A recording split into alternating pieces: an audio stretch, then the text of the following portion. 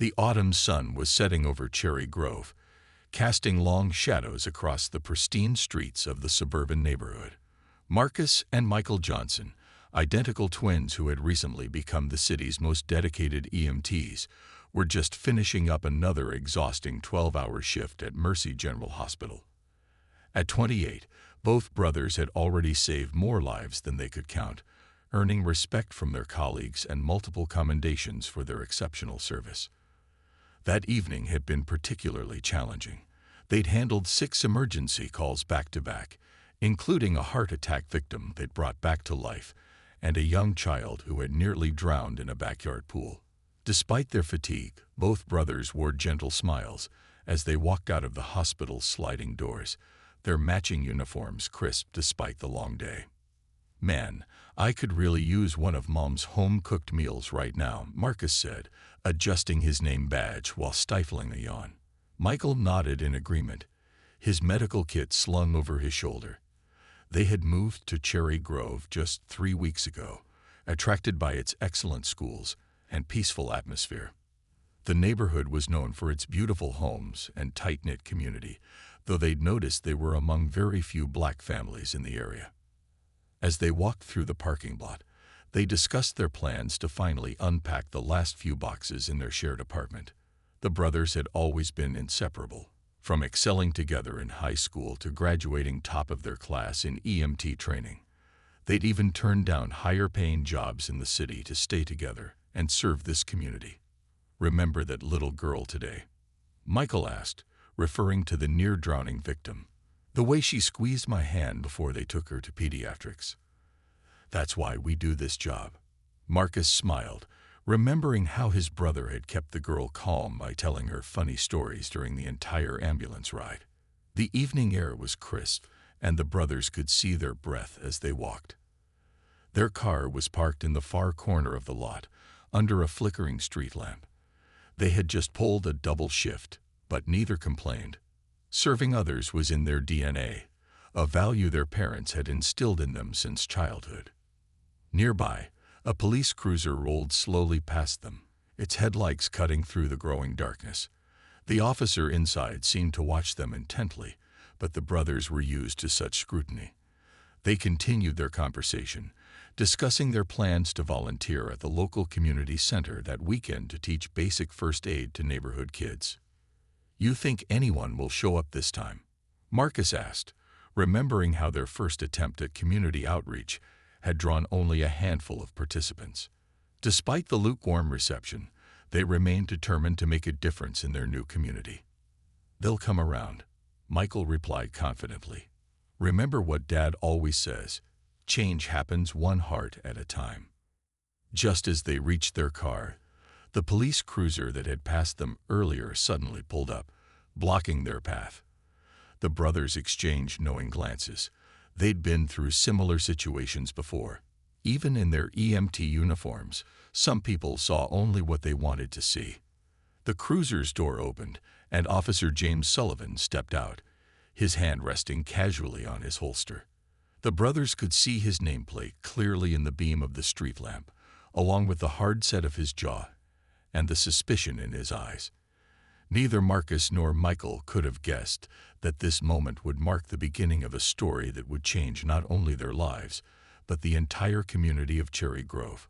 What they also didn't know was that in just a few minutes, this encounter would take a turn that none of them could have anticipated, leading to a series of events that would challenge everything they thought they knew about each other. Officer Sullivan stepped closer, his flashlight beam dancing across the brothers' faces. Despite their clearly visible EMT uniforms and hospital IDs, his approach was anything but friendly. "What are you two doing here?" he demanded, his voice sharp with unwarranted suspicion. Marcus took a deep breath, keeping his voice steady. "We're EMTs, officer. Just finished our shift at Mercy General." He gestured toward their clearly displayed ID badges, but Officer Sullivan seemed uninterested in this obvious explanation. "There's been reports of suspicious activity in this area," Sullivan said, though both brothers knew this was likely untrue. The hospital parking lot was one of the safest places in town, monitored by security cameras around the clock. Let me see some ID, and I don't mean those hospital badges. Michael slowly reached for his wallet, his movements deliberate and calm, just as their father had taught them years ago. Officer, we've been saving lives for the past 12 hours. We're just trying to go home. The exhaustion in his voice was evident, but Sullivan's stern expression didn't soften. As they handed over their licenses, Sullivan began firing off questions rapid fire. How long had they been working at the hospital? Why were they in this neighborhood? Did they have any weapons? Each question more absurd than the last. Each answer ignored as he moved on to the next accusation. Other hospital staff members walked past, some throwing concerned glances their way. A few even slowed down, clearly troubled by the scene unfolding before them.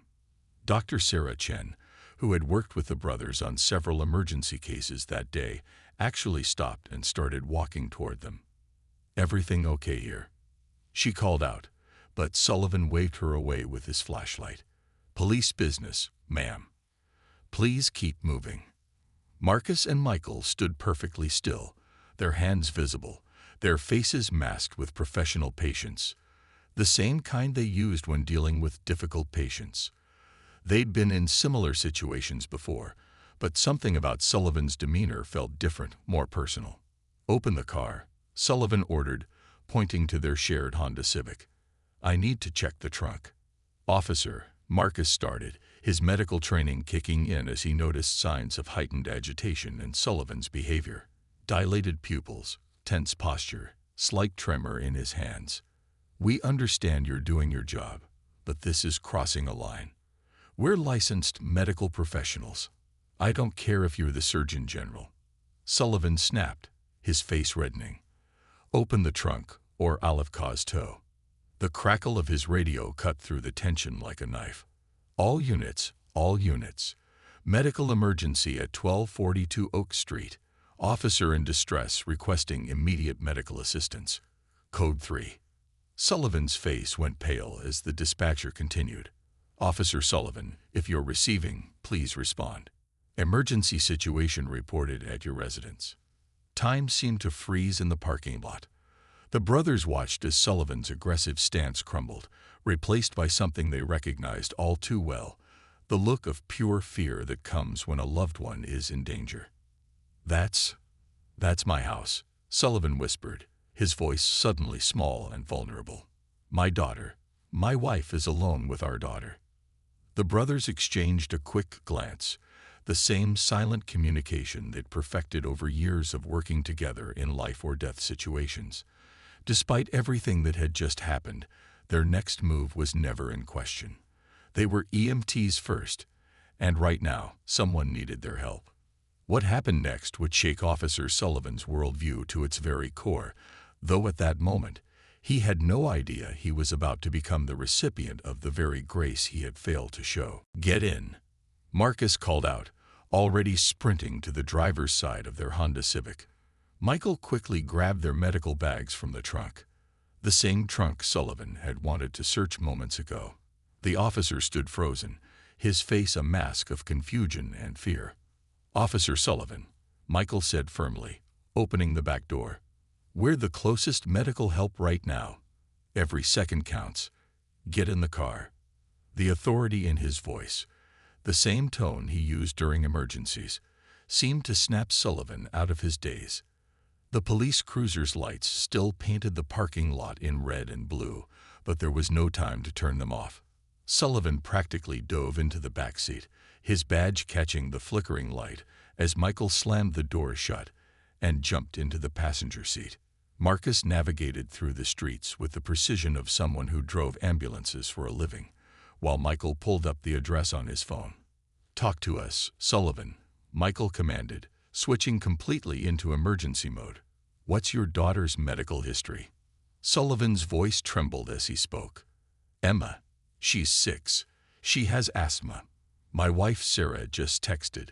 She can't breathe." His tough exterior had crumbled entirely, replaced by the raw fear of a father whose child was in danger. "Any medications, recent attacks?" Marcus asked, taking a corner with expert precision.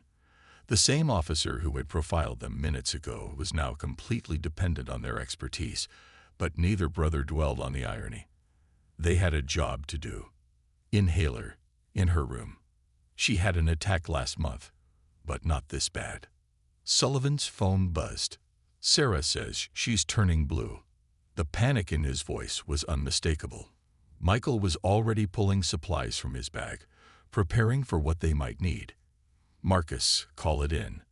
We might need backup. His brother nodded, quickly radioing dispatch to request an ambulance while keeping his eyes on the road. They reached Oak Street in record time. Sullivan's house was a modest two-story with a well-kept lawn, now bathed in the glow of porch lights turned on in haste. Before the car had fully stopped, all three men were running toward the front door. Sarah Sullivan stood in the doorway, tears streaming down her face. She's upstairs, she cried out. The brothers took the stairs two at a time, their training overriding everything else. They found Emma in her bedroom, lying on a pink princess bedspread, her lips taking on a frightening bluish tinge. Michael immediately dropped to his knees beside her, while Marcus pulled out their portable oxygen unit. Their movements were synchronized, practiced, professional, the result of countless emergency responses together. "Hey, Emma," Michael said softly, his voice gentle despite the urgency of the situation. "I'm Michael, and that's my brother Marcus. We're here to help you breathe better, okay?" The little girl's eyes, wide with fear, darted between the brothers and her father, who stood helplessly in the doorway. "Sullivan, we need the inhaler," Marcus called out, already setting up the oxygen mask. The officer stumbled to the nightstand, fumbling with the small blue inhaler there.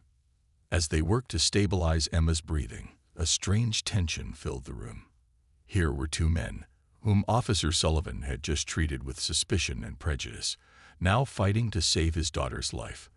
The same hands he had assumed might be reaching for weapons were now carefully holding his daughter's small fingers, checking her pulse, adjusting the oxygen flow. The next few minutes would not only determine Emma's fate, but would also force Officer Sullivan to confront his own biases in a way he never expected. As the sound of distant sirens grew closer, none of them could have predicted how this night would change all their lives forever. The next few minutes felt like hours as Marcus and Michael worked together to stabilize Emma's breathing. Their movements were swift but gentle, their voices calm and reassuring despite the intensity of the situation. The portable oxygen unit hummed softly, a sound that seemed to fill the entire pink bedroom. "Good girl, Emma," Michael encouraged as he helped her use the inhaler with the spacer. "Just like we practiced. In and out, nice and slow." Marcus monitored her oxygen levels, his expression focused but kind. Emma's small hand gripped Michael's sleeve tightly, her knuckles white from fear. Sarah Sullivan stood beside her husband in the doorway, both parents watching with a mixture of terror and hope as these two men Officer Sullivan had profiled and harassed just minutes earlier, fought to save their daughter's life. The irony of the situation wasn't lost on anyone in the room. Slowly, Emma's breathing began to improve. The terrifying blue tinge started to fade from her lips, replaced by a healthier pink color. Her chest stopped heaving so dramatically, and her grip on Michael's sleeve loosened slightly. The brothers exchanged a quick look of relief. They'd seen this pattern before. The crisis was passing. "Oxygen saturation is coming up," Marcus reported professionally. 92, 94, 96% now. He smiled at Emma, who managed a weak smile in return. "You're doing great, sweetheart." Officer Sullivan's legs seemed to give out, and he slid down the doorframe to sit on the floor. Sarah knelt beside him, tears of relief streaming down her face. The sound of approaching sirens grew louder. Backup was finally arriving. As they waited for the ambulance, Michael started asking Emma questions about her favorite Disney princess, pointing to the posters on her wall. The little girl's voice was hoarse but growing stronger as she told him about Belle from Beauty and the Beast. Marcus continued monitoring her vitals, but now he too joined the conversation, making Emma giggle by pretending he thought Belle was the name of the teapot. The scene was surreal. Here in this child's bedroom, surrounded by stuffed animals and fairy tale posters, something profound was happening. Officer Sullivan watched as these two men, whom he had treated with such unfair suspicion, showed not just professional excellence but genuine compassion for his daughter. The paramedics arrived minutes later, and Marcus gave them a detailed handover. 6-year-old female, known asthmatic, severe acute exacerbation. We've administered her prescribed albuterol via spacer and supplemental oxygen. Initial SpO2 was 82%, now stabilized at 97%. No signs of secondary complications. As Emma was being prepared for transport to the hospital for observation, she suddenly reached out for Michael's hand. "Will you come with us?" she asked in a small voice. The same man her father had nearly arrested an hour ago had become her source of comfort. Michael glanced at the Sullivans, then back at Emma. "Your mom and dad will be right there with you, sweetheart. And guess what? Marcus and I work at the hospital you're going to, so we'll check on you tomorrow, okay?" Officer Sullivan stood up shakily, his face a battlefield of emotions. He opened his mouth to speak, but no words came out. How do you thank the people you just discriminated against for saving your child's life? How do you apologize for letting prejudice blind you to someone's humanity? As the paramedics wheeled Emma out, Marcus handed Sarah a card with their department contact information. "Call us if you need anything," he said simply. The brothers turned to leave, their job done, their professionalism never wavering. But Officer Sullivan's quiet voice stopped them at the top of the stairs. "Wait," he said, his voice thick with emotion. What happened next would mark the beginning of a transformation that would ripple through the entire community. In the brightly lit hospital waiting room, Officer Sullivan sat with his head in his hands, his police uniform wrinkled and badge untouched for the past 3 hours. His wife Sarah had gone to be with Emma while the doctors ran their final tests. The events of the evening played over and over in his mind like a movie he couldn't stop. But now, he was watching his own actions with new eyes. The sound of approaching footsteps made him look up. Marcus and Michael, still in their EMT uniforms from their earlier shift, were walking toward him. They had changed their schedules to personally check on Emma after completing their paperwork from the emergency. Instead of the anger or resentment Sullivan expected to see on their faces, he saw only genuine concern. "How is she?" Marcus asked, sitting down across from Sullivan. Michael remained standing, his arms crossed, but his expression open. "The doctors say she's stable now," Sullivan replied, his voice hoarse. They said if you hadn't responded so quickly." He couldn't finish the sentence. The weight of what might have happened, what could have happened if he had arrested these men instead of letting them help, crashed over him like a wave. "Officer Sullivan," Michael began, but Sullivan cut him off. "James," he said quietly. "Please, call me James. I don't deserve the respect of that title. Not after." His voice cracked, and he had to take a moment to compose himself. "I need to tell you both something."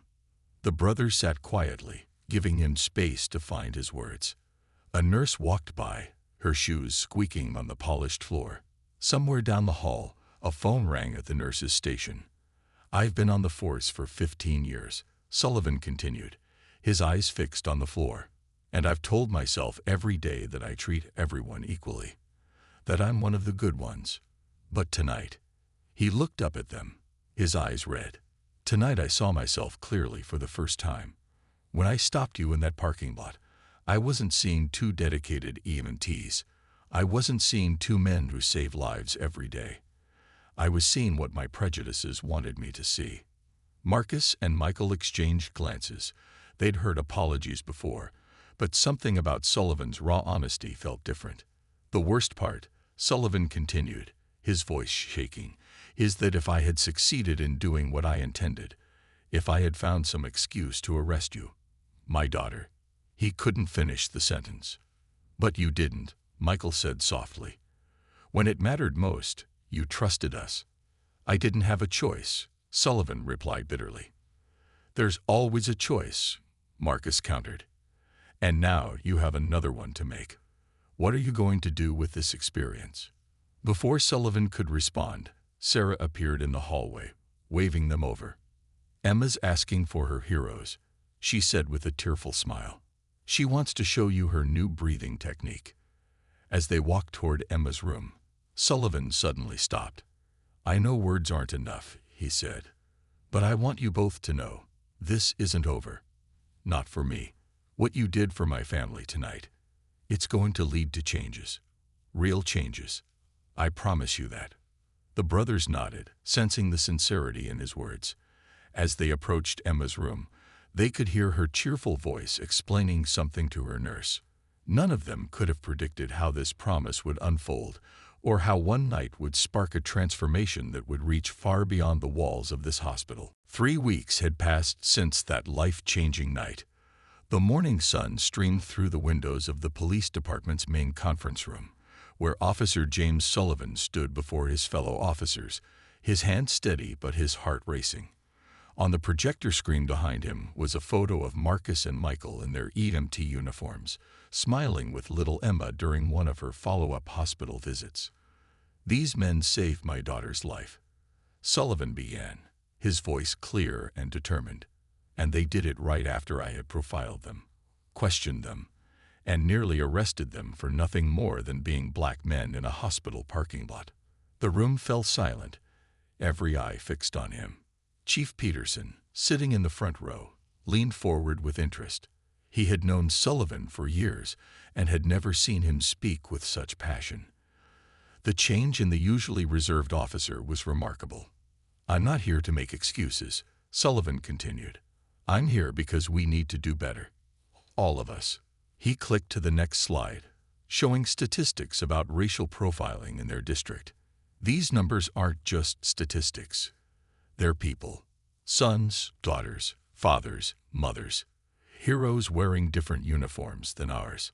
In the back of the room, to everyone's surprise, sat Marcus and Michael. Sullivan had invited them to this presentation, though they hadn't expected the entire department to be present. They watched as their story became a catalyst for something bigger. "Since that night," Sullivan went on, "I've been working with the Johnson brothers to develop a new training program." He outlined the plan: ride-alongs with EMTs, community engagement initiatives, bias recognition workshops. "We need to see the people we serve as human beings first, not suspects." The chief stood up, his expression thoughtful. "And you're willing to lead this program, Sullivan?" "Not alone, sir." Sullivan gestured to Marcus and Michael. "We're proposing a joint task force. Police, EMTs, community leaders, all working together to bridge these gaps." Emma's story could have had a very different ending. "We can't wait for more close calls to wake us up." The room erupted in discussion. Some officers nodded in agreement, while others looked uncomfortable. Change never comes easily, but Sullivan stood his ground, answering questions with the same honesty that had marked his hospital room epiphany. During a break, Emma's drawing of her heroes, showing 3 figures, her dad in his police uniform and the Johnson brothers in their EMT gear, was passed around the room. The simple artwork spoke volumes about how children see past the barriers adults create. After the presentation, Chief Peterson approached the 3 men. "Sullivan tells me you've already started community outreach programs at the hospital," he said to the brothers. Marcus nodded. "We've had more participants each week. Officer Sullivan's daughter even comes to teach other kids about asthma awareness." "And how many officers have signed up for your ride-along program?" the chief asked Sullivan. 17 so far, sir. And the community center wants to start a youth mentorship program connecting kids with both emergency services and law enforcement." The chief looked at the 3 men, a white police officer and 2 black EMTs, standing together as equals, as friends. "You know this won't be easy," he warned. "Change takes time." "We know," Michael replied. "But sometimes it just takes one story, one moment of truth, to start something bigger." As they left the police station that afternoon, they passed a group of rookie officers heading in for their shift.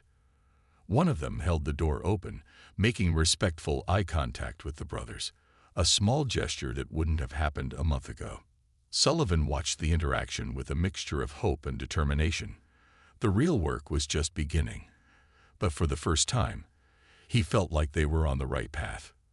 What none of them realized was that their story was about to spread far beyond their small community, touching lives they never expected to reach. 1 year later, the community center's main hall was packed to capacity.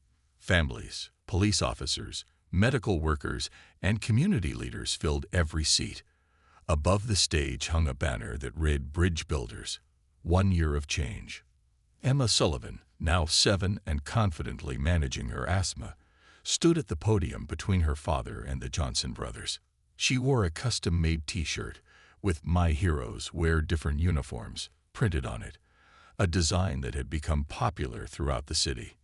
"My dad always says that sometimes angels don't have wings, they have stethoscopes and kind hearts." Emma spoke into the microphone, causing chuckles throughout the audience. Her father, Officer Sullivan, no longer in uniform but wearing a Community Bridge Program Director badge, smiled proudly. The past year had brought remarkable changes. The program Sullivan and the Johnson brothers started had spread to neighboring cities. Their story had been featured in national news, inspiring other departments to adopt similar initiatives. But more importantly, real change was happening on the streets. Marcus stepped up to the podium next. "When we moved here a year ago," he began, "we were just 2 EMTs hoping to make a difference. We never imagined that one difficult night would lead to all this." He gestured to the crowd, where dozens of police officers and EMTs sat side by side, many now close friends. Michael joined his brother, holding up a certificate. "Today, we're proud to announce that our district has seen a 70% decrease in racial profiling incidents. But numbers don't tell the whole story. The real change is in the hearts and minds of people." Sullivan took his turn speaking, placing a gentle hand on Emma's shoulder. "My daughter calls these men her heroes, but the real heroes are everyone in this room who chose to be part of the change. Every officer who admitted they needed to do better. Every community member who gave us a chance to prove ourselves. Every kid who now sees a police car or ambulance and feels hope instead of fear." The presentation continued with videos showing the year's achievements. Joint training sessions between police and EMTs, community outreach programs, youth mentorship initiatives. One clip showed Officer Sullivan and the Johnson brothers teaching a class together at the police academy, sharing their story with new recruits. As the ceremony came to a close, Emma had one more surprise. She unveiled a new children's book she had helped create, titled "The Night Angels Came." The book told the story of that fateful evening, but from a child's perspective.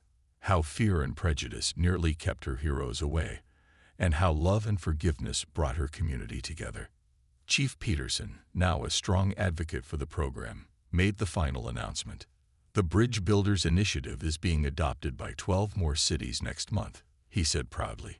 "What started in a hospital parking lot has become a movement."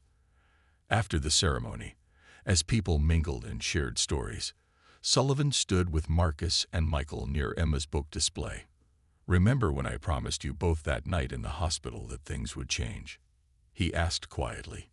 "You kept that promise," Marcus replied, watching as a young black boy tried on a police officer's cap while a white officer helped an elderly black woman to her seat.